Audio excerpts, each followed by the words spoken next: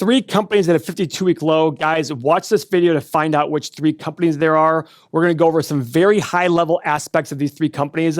There are specific reasons why these companies may be at lows. We love looking at 52-week lows as a starting point for looking for value. Remember, news will follow the stock price. What I mean by that is when a stock falls, all the negative news is going to come to the surface. When a stock is going up, all the positive news is going to come to the surface. What we're trying to find is there an opportunity where the stock has fallen so much and the news is so exaggerated that it's ignoring all the good things in the company? That's what's key. So stick with this video. We're going to go through these 3 companies. There are 3 companies that you know, and they're not small companies. They're big companies. So let's go check them out right now. First company, a little company by the name of Disney. Now, we do Disney a lot. In full disclosure, I own Disney stock. That does not mean you should buy it. What it means is understand my process for it and learn from that process and apply it to your own investing. That could be Disney, but it could be something else. There are a lot of people in our community who disagree with me on Disney.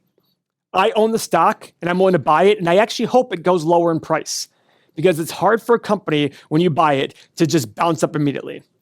So Disney stock hit an all-time high in March of 2021 of $203 a share, and now it's at $84 per share. There's been a lot of negative news. Margins are down. Look at their margins here. In the last 5 years, 4.8%. Last year, 2.6%, even though historically they were at 12, 13%, if not more. So the margins are down a lot. The question is this permanent? Because their revenue is absolutely crushing it, but they're still losing money on their streaming business. They're talking about selling ESPN. And there's a lot of people like Apple even talking about buying ESPN, which I think makes a lot of sense. I think it makes sense for Apple to buy good quality content for themselves. They spit off a lot of cash, might as well pay to get people there in their community of Apple users. All right. They used to have a dividend. They got rid of that. All the numbers look bad. The question is it permanent? Let's go to the 8 pillars real quick. Look at this. They have one check mark, and it's revenue growth. Now remember, if you have our software, you can customize your pillars up to 12 pillars, and there's like 4 quadrillion different versions. But this is big. Everything's an X. The question is this permanent? Is it permanent that Disney's going to have bad profit margins, low returns on invested capital, high earnings multiple, high free cash? I don't know. I don't think so, but it could be. I look at Disney and think, okay, the market cap on Disney is $155 billion. If I gave you $155 billion today, could you compete with Disney? No. That's what makes me feel like, okay, they've had low margins in the past. 15, 20 years ago, they had a few years where they had 3 or 4% margin, and it rebounded. So the question is this permanent? That's what you need to ask yourself. That's my thesis on it, that this is not a permanent thing. But again, don't do it just because I or anybody else on the internet talks about it. I'm here to teach a process. I want you to learn how to view a company and remove as much emotion of it as possible. As much emotion as possible. Disney is currently at $84. It's probably going to go lower just based on the fact that you never buy a company that's absolute low. So are you ready to continue buying it if it goes lower, if you choose to own this company after doing your own research? I don't know. Okay. So let's look at analyst estimates real quick on Disney. For this dying company, analysts are expecting $3.76 for the fiscal year ending September 2023, and in 2028, $9.13. That's pretty big growth right there, guys. What about revenue? $90 billion this year, up to $118 billion. Not big revenue growth, but still growing. So I look at this going, okay, even if they have low margins of 8, 9, 10%, can they still do well? So this leads us to our stock analyzer tool. Now, guys, if you like the software, all 10,000 stocks, everything you've seen so far, everything in the palm of your hand on our phone app, everything on the desktop, all of these tools, guys, you've only seen a portion of our software. It helps everyone feel better about investing. And most importantly, you have the community of thousands of like-minded investors talking every day where you can share your thoughts on different investments and they can give you feedback. This is all available, everythingmoney.com. We're running a special right now, $10 off per month. It's not valid for very long, so sign up now, get yourself locked in, everythingmoney.com. Go check it out for about $1 per day. Let's go pull up the last time I did Disney in our stock analyzer tool. I'm going to go to our history, Disney was August 14th, sorry, at 10:15 a.m. Now, I'm going to go over these assumptions. We did a 10-year analysis, revenue growth, profit margin, free cash flow margin. We assigned an ending PE and an ending price of free cash flow, and then we put in our desired returns, okay? 3, 6, and 9% revenue growth. I'm good with that. I think, actually, you know what? I'm going to do something different. I'm going to do 3, 5, and 7. I think 3, 6, and 9, maybe it's a little too high. 5% revenue growth sounds good to me. Now, profit margin. I'm doing a low side of 6, middle of 12, and a high side of 18. I actually think I'm going to do it different this time. I'm going to do 7, 12, and 17. Same with free cash flow. Because I think they should be able to do 7% profit over the next 10 years. They did 12 or 13 in a 10-year stretch. Why can't they do 7? Again, I'm making an assumption here. But remember, everything goes in cycles. And your goal should be, can I buy at a low point in the cycle when the news seems worst? Now for PE, guys, I always start at 15. And I go higher for great moat, great revenue growth, things like that. Great return on invested capital. The moat is huge on Disney. Some people disagree with me on that one. I think it's huge. So I put a PE of 17, 20, and 23. And same with price of free cash flow. Now for my desired return, this is where you put your margin of safety, okay? The higher your desired return, the lower the stock price. So it gives you that margin of safety. And the higher your assumptions, the higher desired return you should have because you want more margin of safety. I did 10, 12, and 14% because I beat this thing up pretty bad on the low side. So I'm okay with 10% return on Disney if the low side occurs. So I hit the analyze button. Boom. A low side of 44, high side of 190, middle side of 106, middle price of 106. All right. So I have it on my watch list at 82 just to notify me again. But if you paid today's price and the low assumptions occur, you're going to make about 1.5%. If the middle assumptions occur, you're going to make about 15%. High assumptions occur, 26. Again, don't just go based on this. Make sure you believe the thesis and you do your own research to understand that. Stock number 2, Dollar Tree. Dollar Tree fell a lot last week because of theft. Theft is hitting retail hard. Really, really hard. All-time high on Dollar Tree about a little over a year ago in April of 2022 of $177 per share. $177 per share. Now, Dollar Tree is the kind of store that does really well in recessions. One of the things I'd look at in this company is what are their opening and closings of stores and what are their same store sales growth. You don't want a company that's just going to grow because it opens more stores, but all the other stores are declining in sales. That's what same store sales growth is. The stores have been open 12, 18 months. Are they still growing? That's what you want to find. Now, profit margin in the last year, 4.2%. Last 5 years of 2.8. It's retail. They're a discount retailer. Their margins aren't going to be big. Okay? Return on invested capital ain't the best. 7.8%. They don't get a really good return on the money that's invested in the business. The market average is 9 or 10%. So I'm a little apprehensive from that alone. That's not a very good return on invested capital.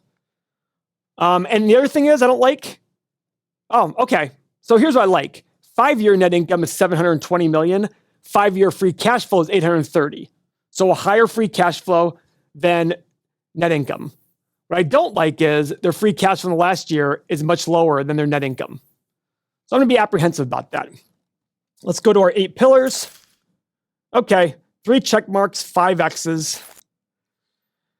Yeah, a lot of debt, but that's all leases, so they need it in order to manage their business. Okay, analyst estimates. Not a ton of growth. A drop from 750 to 1240 in the next 5 years.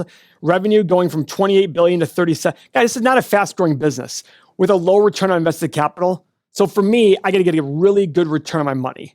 I got to buy it really cheap because I look at it going, I don't worry about theft as much. I think theft is a temporary issue. Could it be for a few years across retail? Yes, but I think that when an entire industry is affected by something, change is figured out. They will sit there and figure out a way to make a change there.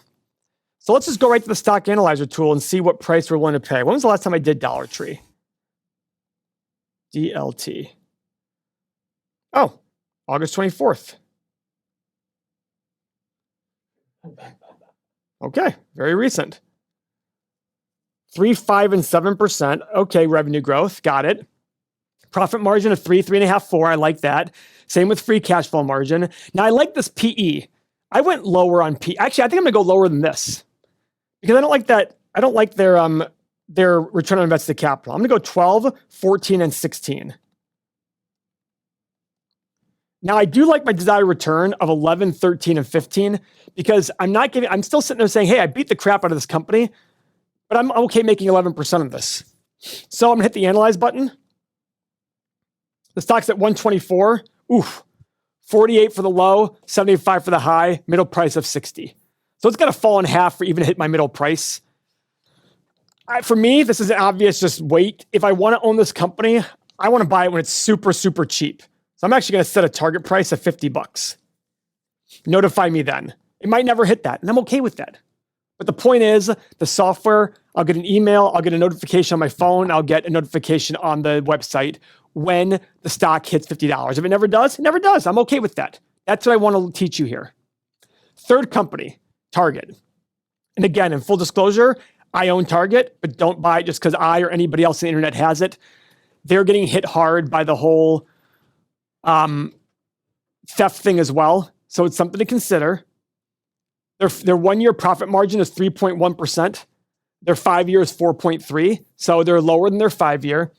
Free cash flow is about half of their net income in the last year, 1.6 billion versus 3.4. And their 5 year free cash flow is still lower than their 5 year net income, but not by much. All right. They have a really good return on invested capital in the last 5 years, 14.4%. So guys, I'm gonna do something different here. I'm going to go right to their 10K. I want to see what their same store sales growth is. So I clicked at the bottom of our software annual report that takes me right to the SEC website. And I go right here to the right, hit 10K, March 8th, 2023. Comparable store sales. Comparable sales increased 2.2%. Wow. All right. Not bad. Not great, but not bad. Theft is still a big thing. Let's see what they say about theft. Yeah, not much about theft in this last annual report, but I'm sure next annual report will probably be there. Let's go to the 8 pillars here. Oh, wow. Okay. So yeah, I'm not worried about this one. The long-term liabilities to 5 year free cash flow, they have leases. I'm not worried about that. But cash flow is down. The question is this permanent or is this temporary? I'm sure theft was a big reason for that. So overall, I actually like this, and this is why I own the company. Let's go put it in stock. Let's go to analyst estimates first. Earnings per share, wowza. According to analysts, again, this is analysts saying this, 560, 820 for the next year, going to 1565 in 2028. Okay, maybe so. And for revenue growth, 111 billion to 128. Not much revenue growth there. Not much revenue. So let's go to Stack Analyzer tool. Let's pull up the last time I did Target, which is the 14th of August. Do I still agree with my assumptions here? No, actually I'm gonna go lower. 2, 3, and 4% revenue growth. Profit margin, I like that. 3.25, 4, and 4.75. Same with free cash flow. I want it to be the same. PE, 15, 17.5, and 20. I agree with that still. I think to myself, Target they have a control on women. Women at Target women love Target. I just saw an Instagram video this week where somebody was going through Target with their wife and they're like, I'm just surprised. She was focused on buying something. She's like, I'm surprised we haven't gone to the side and other aisles on the way to the back of the store, which I thought was funny, but it's true. And for desired return, I actually went lower on the desired return, low side 10, middle side 12, high side 14. Hit the analyze button. All right. Low price of 100, high price of 155, and middle price of 127. So even beating it up, I'm going to add it to my watch list now at 120 because I already have it. Own the stock, but I want to buy it as it goes lower. So I'm going to notify me. In fact, what I might do in this company is I might sell puts at 120 per share. If you want to learn more about that, all the more reason, get the software, everythingmoney.com, join our community where you can learn how to get paid to wait for stocks to hit the price you want them to hit. Thank you very much for your time, guys.